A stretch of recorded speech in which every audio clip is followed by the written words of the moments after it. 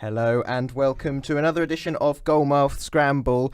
Here we've got quite a lot to talk about this week. We're going to be talking about, amongst other things, Man United, the Best Football FIFA Awards, and then we'll be doing our revamped Premier League predictions for the first time with scoring involved, and we'll see how we do over the course of the season. I'm Tom Mortlock, and joining me to discuss all of that and more in the studio today. Firstly, we've got Oli Portlock. Good afternoon. Good afternoon, Tom. How are you? I'm good. How are you? I'm very well, thank you. Also, we have George Hodgson. Good afternoon. Afternoon. And Jason Hamburger. Good afternoon. Good afternoon. So, good to see you, chaps. We'll start off then with what's probably the main football story at the moment. It's quite often the main football story involving Man United, but especially with their defeat last night in the Carabao Cup to Derby. First of all, Derby played very well, and we must give credit to them. And we probably won't talk about them enough on today's programme. But there's a lot of problems with Man United at the moment. Mourinho and Pogba's rift being one of many. Jason is our resident Man United fan for this afternoon's podcast, so I think we'll hand straight over to him while the rest of us sort of contain inward laughter, I imagine. Yeah, big enjoyment for all of you. It's just a multitude of problems, really, starting from since Alex Ferguson left, but I think it started from the summer, really, where Mourinho wasn't giving the players that he wanted, which kind of undermines the manager. But I think the main problem with the team is there's just no kind of cohesion on the pitch, and it's just they're all a bunch of individuals, each doing their own thing. And like you watched Derby last night, and Lampard's had 3 months with that team, and they played exactly how United fans want our team to play. You know, attacking football, that kind of interchanging positions, just good, fluid football. It was just good to watch from a Derby's perspective. But United were just a mess, and you know, even at 1-0, I was never comfortable. They deserved it. They fully deserved the win. Wolves the other day as well, a good team, but they played us off the park at times. The Pogba situation, he's our best player, but his attitude has to be questioned. But it's Mourinho. He's got to get the best out of his best player, and that kind of problem between those two is only going to end in one way. I don't think Mourinho will be here next season. I don't think Pogba will be here next season. So it's kind of come to a head, and I think there's big problems that I don't see us really salvaging anything from this season. The League Cup was probably our best chance of winning something, to be honest. That and the FA Cup, which really isn't anything to kind of get excited about. Now we're out of that competition. The league's already gone. We were never going to win the league anyway at the start of the season. City and Liverpool are too far ahead. And so last night was a big chance to go far in the competition. That's gone now, and just don't really see much kind of happening for the rest of the season. George, as a bit more of an outsider, what's your perspective on the situation at United at the moment? Well, Mourinho's backup in the last couple of seasons has been that even when the fans aren't particularly happy with how the team's been playing, he has won a trophy. And like Jason just said then, they're almost out of 2 competitions already, so it's not a good start. And realistically, the FA Cup is the only thing you can see them taking away from this season in terms of a trophy. It just seems sort of, what's the phrase, sort of 2 steps back, 1 forward, and then another 2 back. Really, obviously the loss at Brighton and Tottenham, and then they had a good couple of results, and now this on top of it. And it was quite poignant that it was a Fellaini winner that they relied on to take it to penalties again. Really. So a bit more on the Mourinho Pogba situation. Where does the blame lie? Is it a bit of both? Do their personalities just clash? Is Mourinho not allowing Pogba to be quite as a free spirit, both on and off the pitch, as Pogba would like? What's the dynamic there, and if there is one, what's the resolution, do we think? It's a tough one. I don't think Mourinho's man management is the best at time, especially since he's been at United.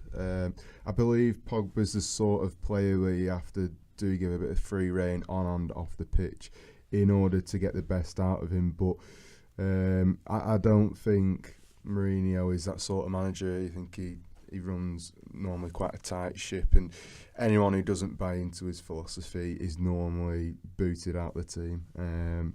But you can't quite do that with Pogba because he can be such a talent, as they saw against young boys and the World Cup. And I mean, Deschamps said he was misunderstood, and I do believe he is quite misunderstood by Mourinho, and I think a lot of the media, I think some of the press he gets is pretty unwarranted. But I think in order to see the best of him, you've got to be a little bit more lenient. As you know, he is still a young player and he has a lot of media attention. And I think as a manager, you've kind of got to nurture him rather than kind of keep a tight hold over him myself. I mean, obviously we don't know the ins and outs and what happens on a day-to-day basis between them, but from an outside looking in, I kind of do feel a lot on Pogba's side about it. I feel a bit sorry for him that he's being shackled almost in this way, and that appears how it comes across. And I do agree. I do think he is sometimes misunderstood, Pogba, and should maybe be given a bit of a more of a free rein. Obviously, there are restrictions to that, but we've seen how Mourinho can, on his teams generally, put so much of a restriction and play in such a structured manner that can actually hinder the team rather than allowing them to flourish a bit better. There's two big personalities there, and ultimately they're constantly conflicting. I don't think it's helped that Pogba's gone and had the World Cup he's had playing in a team like France, and then almost with the signing of Fred, you expect him to come back. And I remember watching him last season thinking, with another defensive-minded player in there, just how good he could be for United. And I've sort of expected this season for that to be the case, and it just seems to be sort of the same old story. Jason, what's your thoughts on it? It's just kind of a big power play between the two. The problem with Pogba is I'm not sure how much he wants to be at United. I don't know whether that's through with Mourinho, but there were kind of rumours with when he signed for United, he said this is going to be a 3-year job, and then he wants to go and play in Spain. So it's no surprise that rumours have come out about Barcelona. He's got a lot of loyalty to his agent, which I just find completely wrong, rather than focusing on United. I'm not too bothered about the stuff off the field. It's the stuff on the field. I think he's a wonderfully talented footballer. At times, decision making and his failure to track runners just really annoy me. And I understand, give him freedom. He's a wonderful player, and I would try and keep him. But unfortunately, if he doesn't want to be there, no player's bigger than the club. I mean, Alex Ferguson got rid of him. Alex Ferguson didn't. I know he had more power than Mourinho will ever have at United, but when a player was acting too big for his boots or wasn't really putting in 100% commitment, he got rid. He didn't care about how good he was or how good he could be. And I just think with Pogba, it's just kind of going that way. I don't see him staying. I think he's a very good footballer, as I said, but I just think him and Mourinho was never ever going to work, and it's a failure on Mourinho's part to bring him in and then not get the best out of him. We've seen it in a couple of games, but when you've got a player that good, Pogba, you can't keep shouting off to the media. It just doesn't help the team. It doesn't help you. It doesn't help your relationship with the fans. And there's many United fans that wouldn't mind seeing the back of Pogba.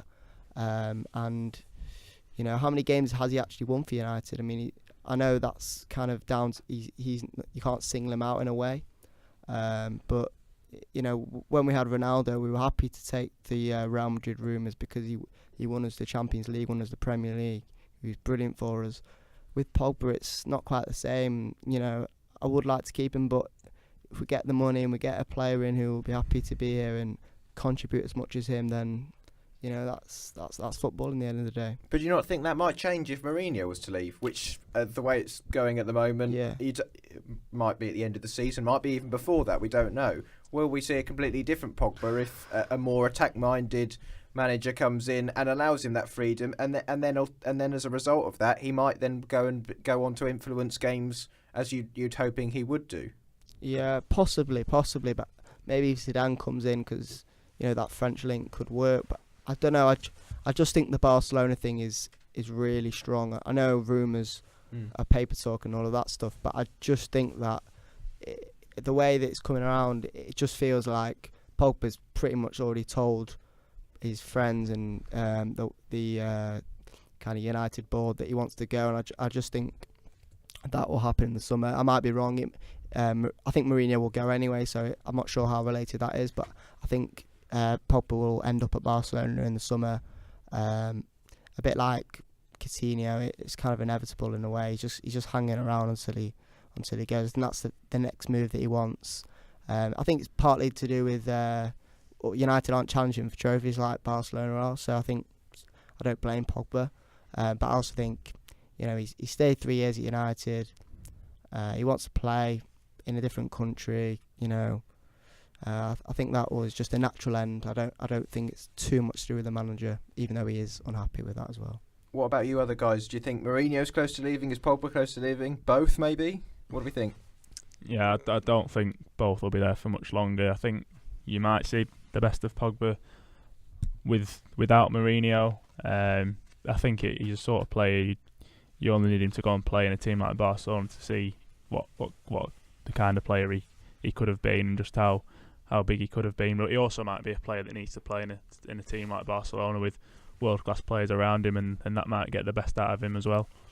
Yeah, I think I'd have to agree there. I think the only scenario I can see him staying is if Mourinho leaves first and the appointed manager that he really does buy into their style of play, or someone he looks up to, like perhaps Zidane. But realistically, I can see them both leaving, and like George said, I think Pogba would flourish in a sort of Barcelona style. Do you think the fact Mourinho, like you said, hasn't been backed, if they had brought in more world class players, would Pogba's attitude have been different? Do you think he'd be more inclined to stick around? Obviously, Sanchez hasn't lived up to expectations. I think, although Mourinho wanted other players, I don't think Mourinho's style would ever change, even if we had Messi, Ronaldo. Some people would say that Mourinho wanted a better centre half, so then he could commit more men forward because he knew he had a world class defender that could, solidify us. But personally, I don't think that would have changed much. Just don't think Mourinho's kind of man management, as Oli said before, and his way of going about things just doesn't kind of suit Pogba. But I think with the way with Pogba and his agent are that they're not here to stay around for years. It was pretty obvious that Pogba wanted to go to Real Madrid when he left Juventus, but they weren't prepared to offer the same money United were, and then he made it all about always returning. He's back to where he wanted to always be. I never believed any of that. I was delighted that he came. But Pogba, yeah, he is a wonderful player, but there are times in his game, there are still a lot of flaws in his game. He complicates passes and doesn't keep it simple. He gives it away. He's very consistent, and I know people say, release the shackles, and I can understand that, and you would get a better Pogba, but he's got to be responsible for his own performances at times. Like some of the games that he has, that it's not Mourinho's fault that Pogba can't pass it 5 yards, or Pogba can't, he gives the ball away. Against Wolves, he got dispossessed and he didn't track back, and they scored. Yeah. He needs more men around him to help him create chances, but he's got to do more himself at times. So yeah, I think Mourinho will also go in summer, if not maybe possibly before. But yeah, I think that will come to a head at the end of the season. Cool, good stuff. We could talk about this all afternoon and into the night, I'm sure, but we must move on, and we'll talk about the Best Football FIFA Awards, or the Best FIFA Football Awards, or whatever way round it is. They were held the other night, of course. I suppose the main award to talk about, Luka Modric winning the Best FIFA Men's Player Award. It's not like it's not the sometimes we see Messi Ronaldo winning it all. So it is nice to see another winner of the awards of these type of awards. But what do we think about the winners? Sort of pick out some of the highlights of the various awards, if you want to as well. I'd say it's it's refreshing that there isn't a Ronaldo-Messi sort of tussle. Ronaldo came second for anyone interested. Messi down in fifth for that one. But I don't know. I mean, I think as it has been a World Cup year, it's been heavily dominated by that tournament, and I don't know, maybe rightly so. And don't get me wrong, I think Modric has been a fantastic player over the years.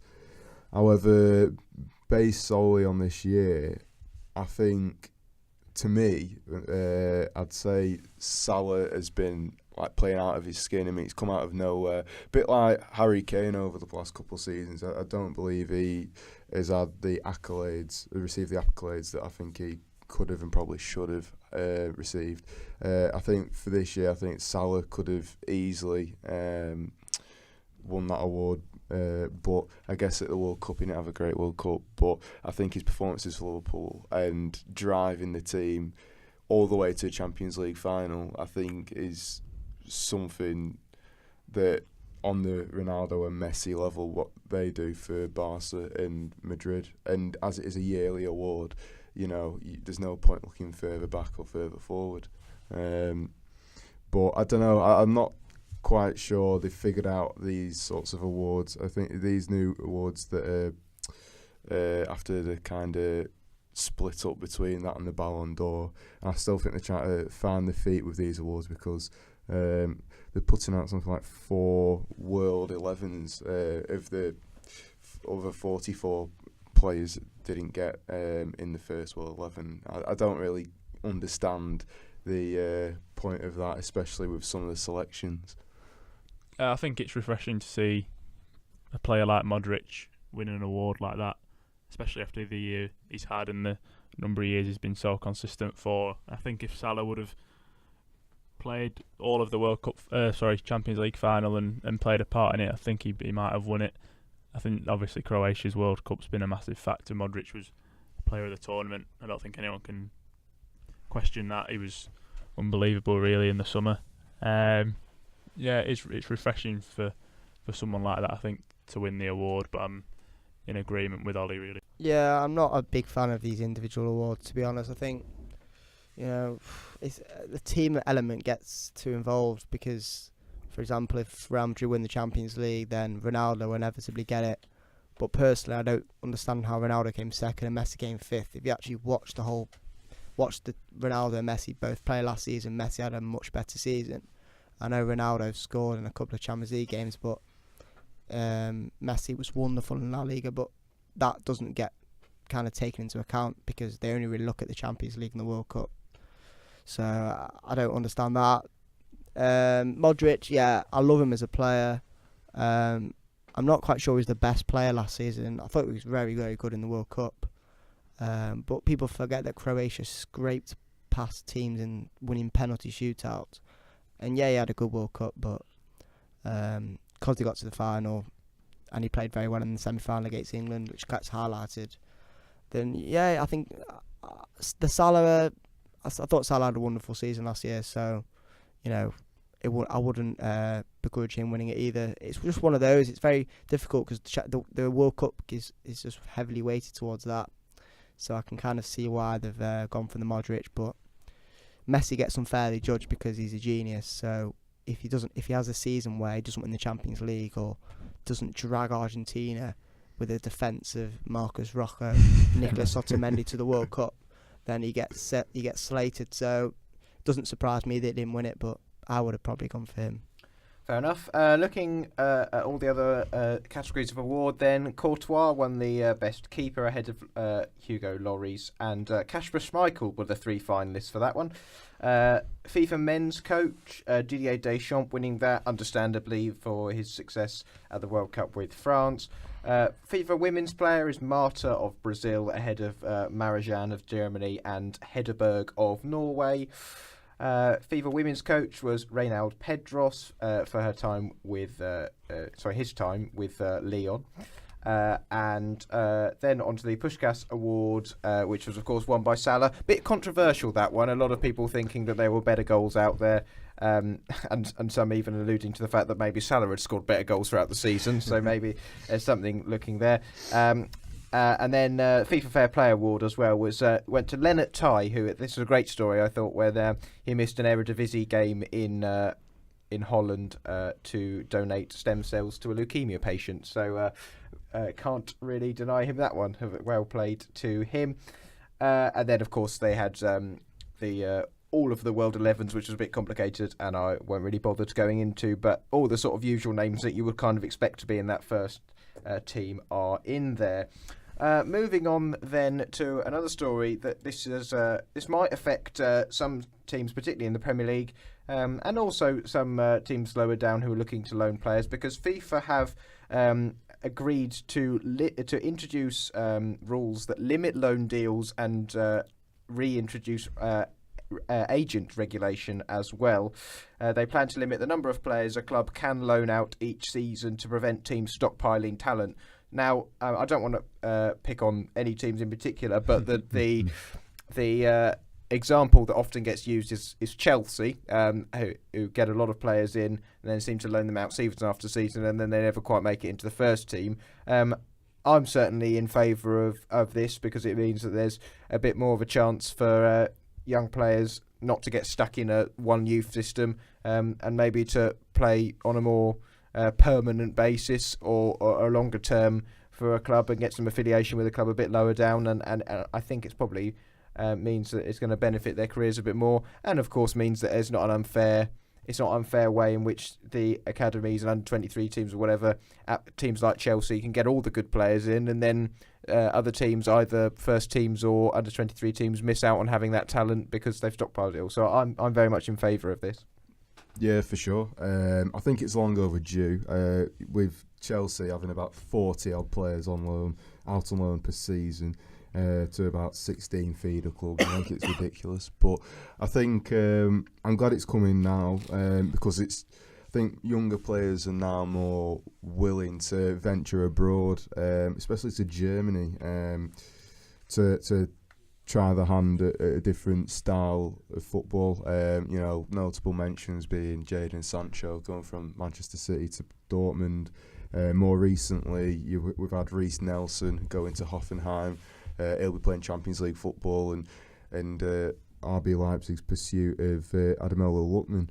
But I think it's come at the right time, and I think it was something that was long overdue. But I'm looking forward to seeing more young British talent going abroad as well, because I think it can only benefit them.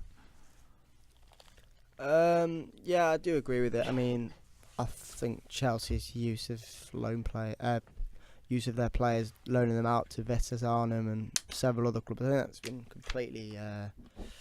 It's been too long for them doing that. I think it's disgraced the way they've done that, to be honest. I think it's completely the right decision. I think it's ruined players at times. I mean, Ruben Loftus-Cheek, just for as one name. I mean, he's just been all over the place. Never really stabilised anyway, and he needs a team. And now he's at Chelsea and he's not getting any football. So these players have been ruined by not getting any first team football or just going out on loan. Chelsea just using it as a financial pawn to make money. It's all about money at the end of the day. It's not about improving young players. It's just all about boosting their bank balance. To be honest, it's the way that they sell them on and make profit. It's just a terrible thing, really. And I'm glad hopefully it will come to an end. But I'm sure these clubs will probably find a way around it. So we'll wait and see. Well, FIFA are suggesting or proposing that there'd be a maximum of 6 loans per club, which is obviously quite a bit less than, for example, Chelsea, who had 40 players out on loan last year. Yeah, that's a good thing. That hopefully that will spell the end. There's no need to have 40 players out on loan at all, and it'll help players who are ultimately just being given that hope that they will one day make the first team. When a club like Chelsea, someone like Tammy Abraham, in being realistic, he's never going to actually play for Chelsea regularly up front, and it'll help lower clubs as well. Championship teams who might get players that want to ultimately play regularly, and in the past they wouldn't have been able to get those players, and now they can go down and drop down and play regularly. I just want to put a disclaimer out there that we're not completely anti-Chelsea biased on this issue. There are other clubs this will affect, but they're just the one being quoted because they're the ones it will mostly affect because they've had the most number of players. But I'm sure there'll be a number of Premier League teams that will be affected by this. Also, as part of this story, FIFA are going to reintroduce the regulation of agents by summer 2019. Since 2015, anyone who wanted to could become a football agent.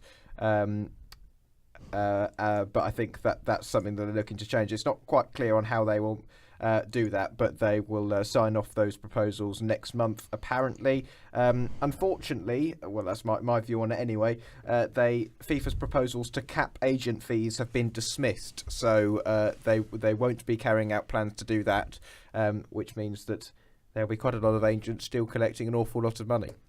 Yeah, for sure. It's a lucrative business being a football agent nowadays, but don't know. I feel like they encroach too much on transfer dealings, and especially with the huge fees some of them demand. I think there certainly needs to be more rules and regulations and a lot more scrutiny on the behind-the-scenes workings between a football club and an agent.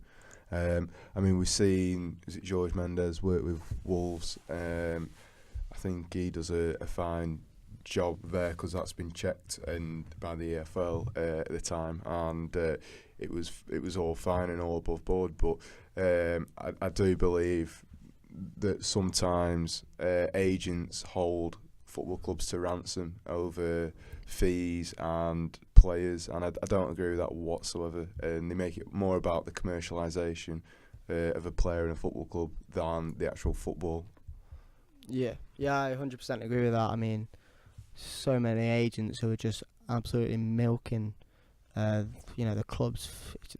Just Mino Raiola as one example. I mean, some of the things, the stunts that he's pulled. I mean, when Mkhitaryan was on his way to United, Mkhitaryan was adamant that he was going, and Borussia Dortmund were refusing to sell, or they wanted more money. So they had a meeting, and apparently Raiola threw a table and just went absolutely nuts. And these agents, unless they get their own way, they just act like sport brats. And he's just one who's just made a fortune. And fair play to him. I mean, he owned a pizza restaurant, and now he's making 30 million out of transfers. It's just unbelievable. But yeah, I'd rather see them not hold too much power. I think it's a bit over the top for me. I agree. I think they're all in it for them. But sorry, not all of them, but I think there are a lot that are in it for themselves. I mean, I remember,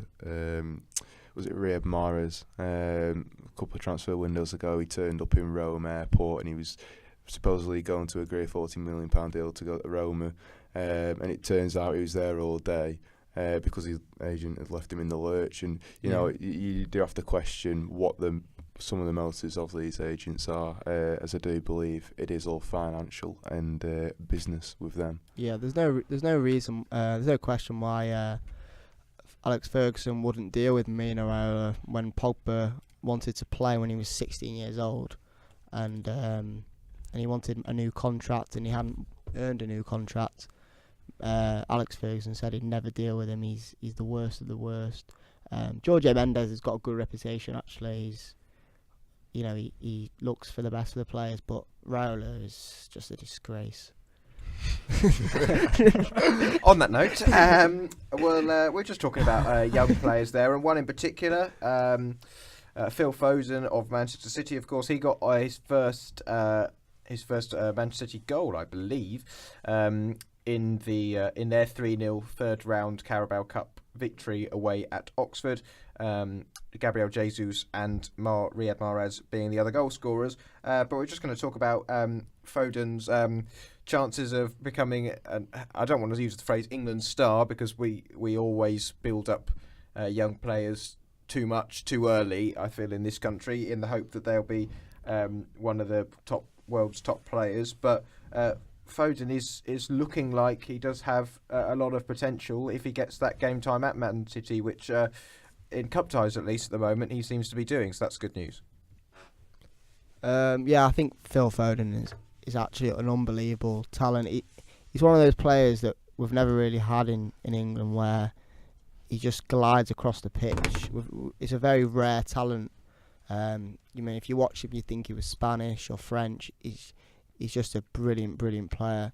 To be honest, I actually watched, and it sounds like I'm making this up, but I actually watched him because United under-18s used to play on MUTV, and they still do. But I used to watch a youngster called Angel Gomez, and he played against City, and City had Phil Foden, Jadon Sancho, and another player called Brahim Diaz, who's also on the fringes of the first team. And it was honestly the best academy football I've ever watched. And I remember watching Foden and Sancho and thinking these kids are just brilliant. And then I followed the under-17s England team that ended up winning the World Cup because they just had a great age group. And I think Foden is going to be a star. He's also seems to have a good kind of character about him. He's not one of those players that is flash, and he apparently puts a lot of hard work in, and the talk about him is all positive. So I don't see any reason why. I just think for his benefit, I think he needs to be playing a bit more than he is at the moment. I don't know whether a loan would be good for him. I think the right loan, because you don't want him playing in a long ball championship team or in League One. I think it wouldn't be bad for him to go to Spain, but I just think he needs more game time. So if he can get game time, then he will be in the England squad. It won't be long. He's going to be a brilliant player. Do we think he will get that game time? Because obviously Jadon Sancho has moved now to Dortmund potentially because he wasn't going to get that time, and looks like a player that could have delivered in a top flight team. He's done a load of good stuff so far for Dortmund, and then you look at the likes of Ademola Lookman, who went on loan to RB Leipzig there and was in their first team a lot despite not playing much for Everton. So I don't know whether it's the thing with the big clubs in England or English football in general, the Premier League, but it seems to be that now that young players are feeling they're going to have to move away to get that game time. Good on them for doing it, but do we think that Foden is a special case and he'll actually get some more game time and develop himself in the Premier League? If I was him, I wouldn't be in a rush to move at all. He's getting chances at the minute. I think if obviously City bring in a couple of players in his position, and then that's sort of the sign to him, go out and get your football. But he's only 18 years of old, and he's got years and years left in the game. And if he's held in the highest regard by Guardiola, he's obviously got something about him. I liked watching that documentary, and he said Phil's one of the guys. So he's obviously he's in there, and he's getting chances. I think the next thing for him is to not just be coming on in games that have won in the last 5 minutes or so, and to have him coming on when ultimately they need to find a goal or rescue a game, and that'll really show you what he's made of, I think. And I think the main thing for me about him is that he doesn't look like a youngster that they've brought on. When I've seen him play, he's looked like he fits in with the team. He doesn't look out of place. I think that's why I wouldn't be telling him to move on, because he's perfect for the way City play, and ultimately you might get better experience coming on for 10 minutes at the end than playing 90 minutes in a lower table championship team. I totally agree. I think under Pep's tutelage, and I think under experienced players like David Silva, who I think will be phased out as over the next season, 2 seasons. Don't get me wrong, fantastic player, magician, but I think with young players like Phil Foden coming through, and I think with Pep's intent to keep him at the club and not loan him out like he's done with other players like Patrick Roberts to Girona and Adara Bioyo to West Brom, I think there is quite a statement of intent that he is part of the first team now, and that he will get game time, but he knows he's going to have to be patient. But I think looking at his body language, he just seems to enjoy being around his first team squad. Good attitude. Yeah, I think he's a good role model, because especially for a young English talent, he'll know he's got the ability, but he's got the right attitude about him to learn and to want to learn, to move forward and progress. And he'll have seen a lot of young English players who've come and fell away, and that he won't want to make that mistake, will he? Yeah, for sure. I think the main thing with Foden is because he's from Manchester, he's from Stockport, but he's a City fan, and you saw his celebration when he scored yesterday. That was just all passion. And obviously I'm a United fan, but if City are gonna win the league. I'd rather see them do it with someone like that than a player they've bought from abroad. I think he's never going to leave. He seems to be quite down to earth and want to be at City. So I don't think he'll ever leave. Personally, I think he'll be at City for a long time, and Guardiola is being patient with him. And I think there's been certain times when I've watched City and I think just bring Foden on for 25 minutes. The game's you're winning 3-0. Why are you not bringing him on?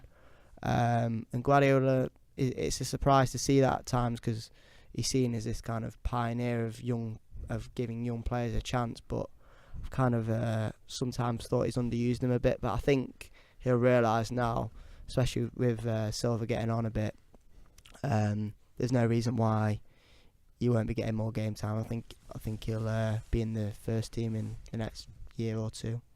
Good stuff. Before we move on to finish up the show with Premier League predictions, we'll just a quick word on the other teams supported in the studio, Preston and Ipswich. I was just going to say, well, it's all a bit rubbish still and move on, but we will dwell on it for a bit. Of course, Preston were involved in last night's Carabao Cup action, losing on penalties in what I understand was a relatively entertaining game, 2-2 in the actual 90 minutes, and then 4-3 on penalties to Borough after that. Guys, what's the general consensus on that performance? Was it better? Is there a springboard for going into this week's game against West Brom as they try and look to climb off the foot of the table, having swapped places with Ipswich last week? There's definitely positives to take. Yeah, you can try and use it as a springboard. Ultimately, West Brom on Saturday will be a completely different game. I think it'll be a really tough game. Actually, West Brom have got to grips with the Championship, but on last night it was a much better performance from Preston, who fielded quite a strong team. In fairness, with a couple of key players who regular starters coming back from suspension. It was a strong Borough team, but it wasn't a first choice Borough team. And in fairness, Preston deserved to win it. Really, it obviously finished 2-2, and it was Preston's defending's been put under scrutiny really in the last few weeks. But the goal to make it 2-2 was just an unbelievable goal from 25 yards. I think it was Tavernier, the young lad that left-footed, just rocketed one in from 25 yards. So it's just the way it's going for Preston at the minute. Really, no luck. And then ultimately, when it comes down to penalties, it's just pot luck, and Borough just showed that a bit more smartness, a bit more know-how. All their penalties were quite cool, and Preston blazed 2 over the bar. So I think Neil will be happy that the 90-minute performance was much better than it has been, and that's what he'll be looking at more than the fact they got beat on penalties, which obviously it would have been nice to get that winning feeling back and a win in the camp. But there's certainly positive to take. Yeah, for sure. The last 2 results, we've scored at least 2 goals, and which is good to see. We can score goals, but it isn't usually not our problem. But conceding goals is where it's at, and we simply can't rely on outscoring teams in the league or cup. But it's encouraging to see that they did fight, and there was a spirited performance last Saturday against Sheffield United, although we lost. And last night again, heads didn't drop. It's just, again, it's a lack of organisation, a lack of shape, and I do think there needs to be Tom Clark shouting up, the more experienced heads, Huntington, whoever's at the back organising that defence needs to get the defence into gear, and closing out games seems to be a real problem at the minute. And conceding after we've scored, the time is literally no time at all between taking the lead and then or levelling and then being pegged back again. Yeah, it just seems to switch off, and that's the most frustrating thing to see as a fan and a manager, I presume, as well. So I don't know, it's one of those where once they do iron out those creases, I think we can gain a bit of momentum, and we've got plenty of talent in the squad.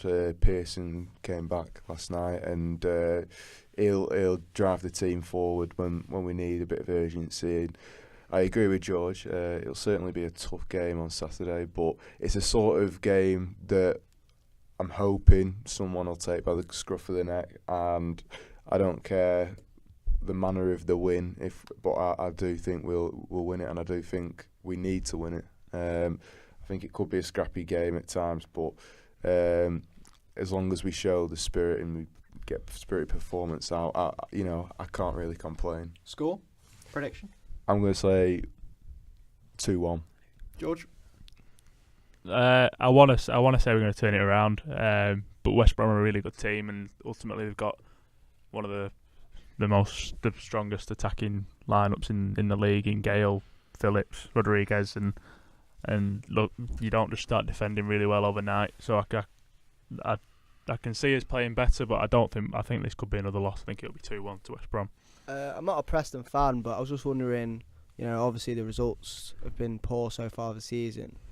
I was wondering, is there any kind of discontent in terms of the fans? Is there any pressure on Neil, or if there is, how long would you wait until maybe considering his position? I think they'll give him till Christmas at least. Yeah, I agree. The owners have said he's one of the best tacticians they've ever seen at the club. But he's never really been in this situation before. He likes a good brand of football, but he's got a different sort of task now, and how he deals with that, we'll have to wait and see whether he's the man to get us out of it. Certainly question marks over that. Yeah, I mean, it's important the club aren't too rash. I mean, if you keep chopping and changing managers, you become a QPR or a West Ham. And I think personally he is the right man to lead us out of the danger zone. But it's a bit hard at times because, when you're looking at Twitter or you're looking on the forums, there's so much doom and gloom. I can understand it is very it's frustrating to watch, and it's a bit tough times, but the problem is there's a lot of fickle fans out there, especially on Twitter, and sometimes you just want to.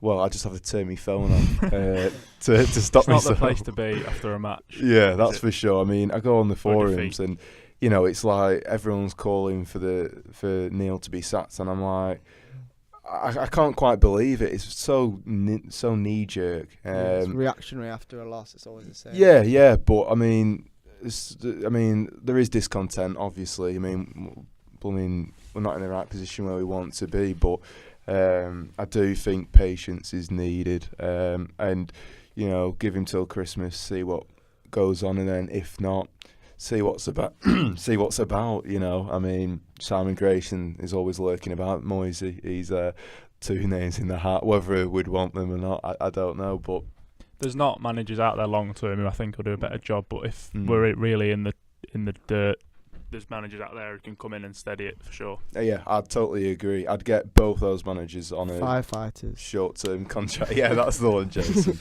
I like that term. Yeah, if they can put out the fire, then they're doing the job, aren't they? So give them a contract to the end of the season, if worse comes to worse. But at the minute, I'm focusing on Neil, and I'm saying keep him there. Agree. Just a quick word on my team, Ipswich, before we do Premier League predictions. They had an awesome 0-0 draw against 10-man Bolton at the weekend to leapfrog Preston into 23rd. So it's just the other way around in those two teams now. We've got Birmingham away this weekend, and before the weekend just gone, I would have been feeling relatively confident because I thought we'd win against Bolton, particularly when they went down to 10 men, and I didn't think that Birmingham would get their first win of the season away at previously unbeaten Leeds. But shows you what a mental league the Championship is, bonkers as Mick McCarthy would say. And I'm now not feeling anywhere near as confident. And it's one of those situations where you can't really see where the first win's going to come from, and it'll ultimately be a surprise when it is. But who knows after that? So I don't expect us to get anything just because we've been awful away from home most games so far. But we'll see. We never know. So what do you reckon score prediction wise? Poor game, Birmingham to nick it 1-0 in the last 10 minutes, something like that. Yeah, it wouldn't be out of keeping with how it's going at the moment. Right, well, let's move on to do some predictions for the Premier League games this weekend. Just to explain how this is going to work, we're going to write these down, keep a track of what we predict. We'll get 3 points for a correct score. an exact score and 1 point for a correct result. So, for example, West Ham Man United is the first game. I've said it's going to be 1-1. If it's 1-1, I'll get 3 points. If it's 2-2, I'll get 1 point. If either team wins, I get the wrong result. I don't get any. And then we'll keep track of how we're all doing over the course of the season, add it up, and keep you updated with how we're doing, and turn it into a bit of a competition. So, without further ado, let's get into this then. And as I say, the first game is West Ham Manchester United. Of course, we can talk about these as well as giving a prediction, but we'll rattle through these relatively quickly. And I'll start with Jason as the Man United fan. Sorry, I'm getting a bit doom and gloom. I don't think we'll get a positive result in this game. Go on, Jason. Honestly, West Ham, I've watched them last couple of games. They were really good against They've Chelsea. got a bit of balance now on the team. Declan Rice sitting in front of the back four protecting. You've got Anderson on the left. You've got Yarmolenko, who's performed well in the last couple of games. They're defending well. They're just, against the bigger teams, I can actually see them doing better because they sit back and they can break with a pace. It might be different when they've got when they've got to be a bit more progressive. But honestly, if Arnautovic is back, I can see him bullying our back four. I'm going to have to say 2-1 West Ham. Wow, okay. Predicting against his own team. Jesus. I've said 1-1, so Okay. I haven't gone a Man United win, but I don't think they'll lose, so I've gone 1-1.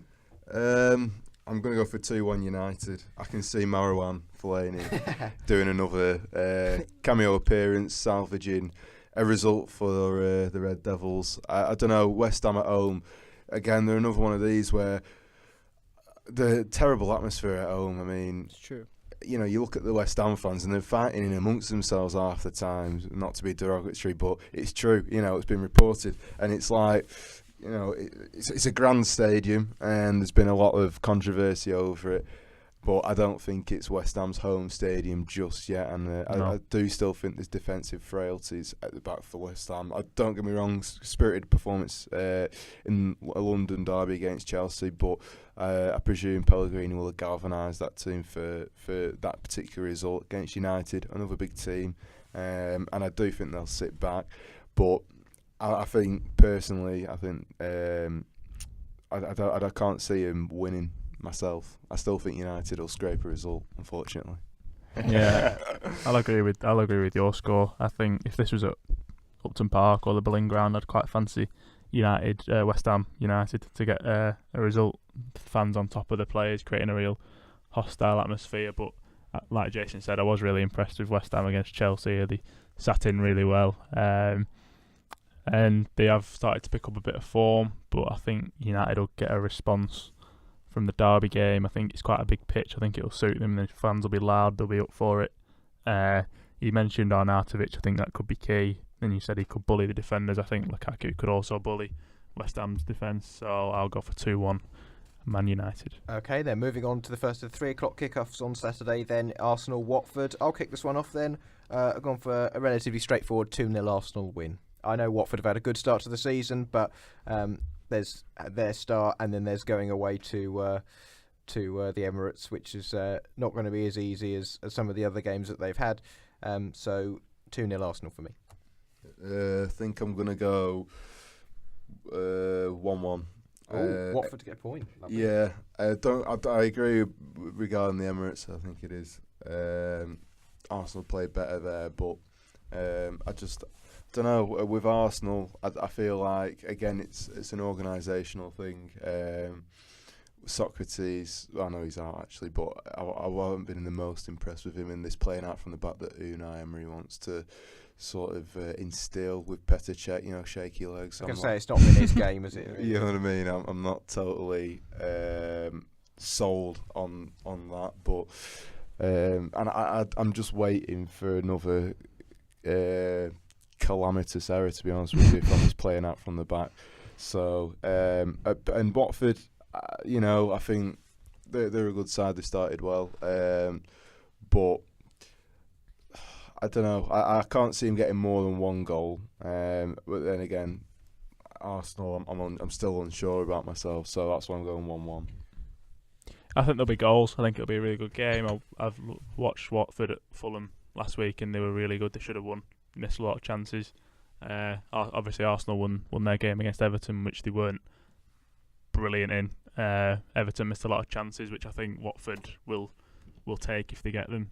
But this is a sort of game I think Arsenal tend to win. Or if you look at the last couple of seasons at home against middle table teams, they do tend to get results. I think Deeney could be crucial. I think he said before, when he plays Arsenal, he backs himself. They're not often up for a fight. I think Arsenal will win 3-2. 3-2, cool. Jason? I was kind of going towards agreeing with Ollie. I think it'll be a draw. I'm going to go 1-1. Another 1-1. I just think Arsenal, I know they've won 3 in a row, but I think Watford are actually a step up from the teams they've played. Everton, good build-up play, but couldn't take the chances and collapsed at the back in the second half. And I think Watford will be able to expose Arsenal's defence. I think it's taking time with Emery this year. It's a transition year. They won't get top 4. It's just going to be about building a style of play and just getting the players to adapted to how Emery wants to play for the future. So I think it'll be a tough game for Arsenal. Can't really keep clean sheets. I think it'll be a draw. Okay, Everton Fulham. I've gone 2-2 in this one. I think Fulham's style it's not quite clicked yet, but they've shown glimpses of what would be a very attractive style in the Premier League. So I want them to do well from that point of view. Everton, you never really know which Everton's going to turn up. So it makes this one quite a difficult one to call, I think. But I've gone a 2-2 draw. I'm exactly the same as you, Tom. Yeah. I think the Goodison faithful will be right behind them, but if they don't start well and come out the blocks at home to Fulham, then the fans do get a bit restless. And again, like you said, you just don't know which side's going to turn up with Everton. I mean, if they do start well, they can certainly get a couple of goals if they don't squander as many chances as they did against Arsenal. But it's the defensive work they do again. I think against Bournemouth, where they're 2-0 up, and obviously they've got a sending off, but to concede 2 goals from a winning position, it's criminal. And as well, they've still got new players coming in. I mean, Yerry Mina and Andre Gomez haven't even come. Where are they? Does anyone know? They're both injured. I think they are. I think Mina's in training, but they're on the way back. But I don't think they'll be ready for this weekend, as far as I know. No. But it's one of those, Fulham, Mitrovic, spearheads the attack. Andre Shirley, experienced winger, and they can score goals, but like Everton, they can concede them. So what score did you go for? 2-2. 2-2. Sorry, yeah. I think it'll be close. I think it'll be 2 teams trying to play good football, trying to score goals. I think Everton, I usually fancy them at home, so I'll go for 2-1 Everton. Cool. I'm just going to go with the Fulham win 2-1. While I've watched Everton this year, I mean, I think they've been awful, to be honest. I mean, last week, it was nice to watch them in the build-up play, but they can't defend and they've got no leadership at the back.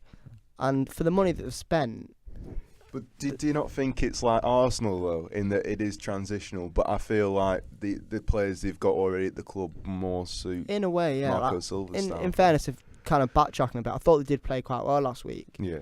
But the problem is, who's going to score the goals this year? I think you've got your Richarlison, Walcott, but they're both wingers. Striker, aren't they?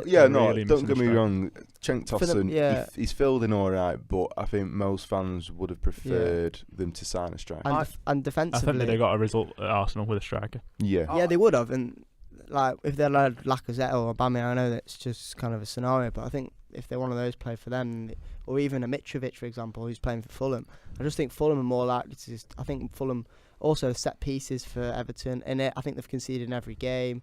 Marco Silva, who I'm a fan of, his team just always leak goals. So, especially without a leader in the back 4, it just seems to me that they've not really recruited that well. And they didn't do well under Koeman either with the signing. So I can see Fulham maybe just nicking this 2-1. I mean, I can understand why they've gone and draw as well, but I'm just going to be a bit more bolder and go 2-1 Fulham. I honestly can't believe the amount of money that Everton have spent over the last couple of seasons that they haven't managed to. They haven't even seemed to target a prolific out and out sort of striker. I think Cenk was the one, but well, to be fair, I think he's not. Yeah, he's not good enough. He's too slow and he's not mobile enough. We've seen glimpses, but for buy them, about 50 midfielders. Well, exactly. This is the thing. But we'll rattle through these, the rest of these, because we're rapidly approaching the hour mark on this podcast. So next one is Huddersfield Spurs. Simple 2-0 Spurs win for me.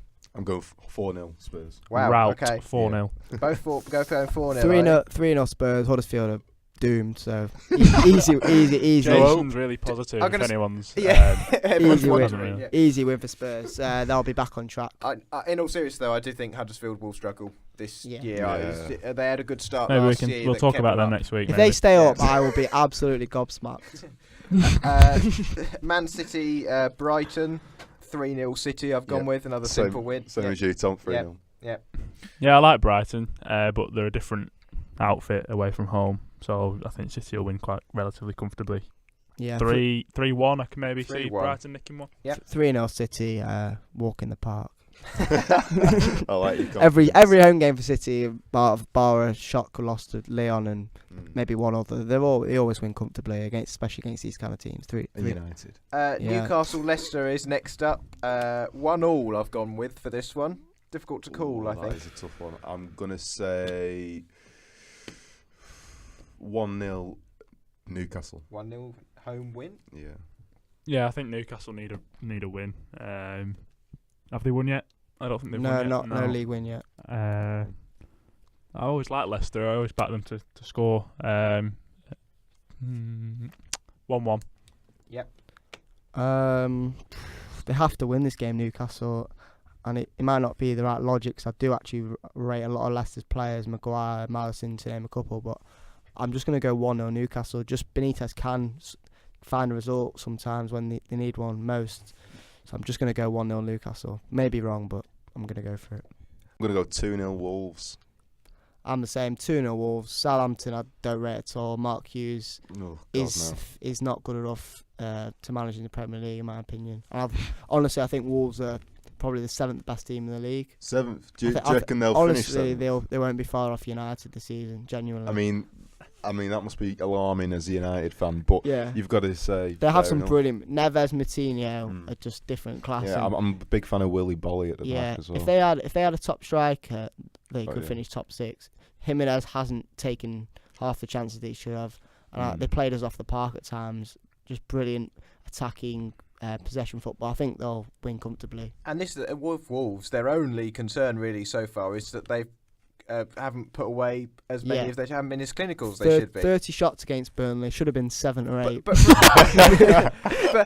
for that to be a newly promoted side, and the main issue is that they're not scoring that many of their 30 shots, so you can't really complain with that. Yeah, they're just one of those teams. And if they do start converting, then you never know. They've kind of come up as a team that they're just not a championship team. They're just Premier League team. You know, there's no chance of them ever being involved in a relegation fight. They're just going to stay up top half in my opinion. I think they'll win 2-0. I'm going 2-0. Yeah. Chelsea Liverpool, potentially one of the bigger games of the weekend, and probably one of the more difficult ones to call. I think I've gone with another 2-2 draw here. Okay, I've gone 1-1. You boys? It's tough because can Liverpool keep winning? They're going to slip up at one point. Not going to stop them challenging, but I just think this is one of the hardest games they've had. I'm going to go 1-1, although I'm tempted to go Liverpool, but I'm going to agree with Oli 1-1. I think both teams will be relatively happy with a point, especially Liverpool. Yeah, for sure. I think 1-1 is a good shout. Yeah, and I'll say that as well. Cool. Yeah, go on. Last 2 games then. Cardiff Burnley. Die game. Jesus. This is our Super Sunday. Can I use my 0-0 for that instead? Well, you can have and I'll go 1-0 Wolves and I'll go 0-0 for this. Oh, okay. 1-0 Wolves and 0-0 for that one. I've gone Burnley to nick it 1-0. Yeah, I'm the same. I think I'm going to go here. Yeah, I don't. It's not really a fortress, is it? The was it Cardiff City Stadium? Yeah. You know, Warnock and Dyche. It's Well, it's going a to be poor to disgustingly boring match. Yeah. But what time's that at? Is that it's the only game on Sunday, so Yes. that's. Oh, you were joking. Definition of a Super Sunday. Ryder Cup will be the. I'll flick over to Sky Golf for Sunday. I mean, I'm not going to watch a minute of this game. Yeah, for sure. Honestly, so. I think it'll be a shocking game. I'm going to go 1-0 Burnley. I'm not sure, genuinely. It's a fair enough question. Will Cardiff win a game this season? I mean, how many They might points have win they one. amassed? How many points have they got now? Do we know? I'll They've get got the- a I'll couple- get the I think table up. they drew against Newcastle. Yeah. They're on 2 points. And they've drew against someone well, else. Newcastle On Huddersfield. They drew 0-0 at Huddersfield. That's the only game that I can see them winning against each other, Huddersfield and Cardiff. Do you think they'll break that points record that Derby set with 11 points? They might get Darren 12 Moore draws. Yeah. So you can't see getting a win. No, I think they'll finish with maximum 25 points. I think that's Bottom of the league though. Yeah, 100. Them Huddersfield. Yeah. Will fight out for second bottom. And finally for this week then in the predictions, Bournemouth Palace is the Monday night game. I've gone 3-1 Bournemouth. Yeah, I'm going to go 2-0 Bournemouth. I think Bournemouth at home are a solid outfit, and yeah, I mean Palace, they're all right, but they're not quite Carling, are they? And you know, when you look at Bournemouth at home. Other makes of beer are available. But no, when you look at Bournemouth at home, they're a strong outfit, and you can't rule them out. So yeah. Yeah, I have to agree. I do like Palace, mainly just Wilfred Zaha, because I think he's so underrated. I think he's absolutely unbelievable footballer. Like some of the things he does, he carries that team. When he doesn't play, it's guaranteed loss. Although he did win in the cup when he didn't play. But if he plays well, he could win the game for Palace. But I have to go with the better team, which is Bournemouth. So I'm going 2-1 Bournemouth. You're not backing Benteke? No, worst striker in the Premier League. And George, you get the honour of the final prediction for this week. 2-2. 2-2. Always goals at Bournemouth. Goals. Always a thriller. Always. Lovely. Well, that brings us to the end of today's Goalmouth Scramble. Thanks, guys, for joining me. It's been a pleasure as always. And we'll join you next week to talk more football chat, and, of course, Premier League predictions and all the major stories going on in the football world when we record as well. But for the time being, it's goodbye from all of us. Thanks for listening. Goodbye. Goodbye. Goodbye.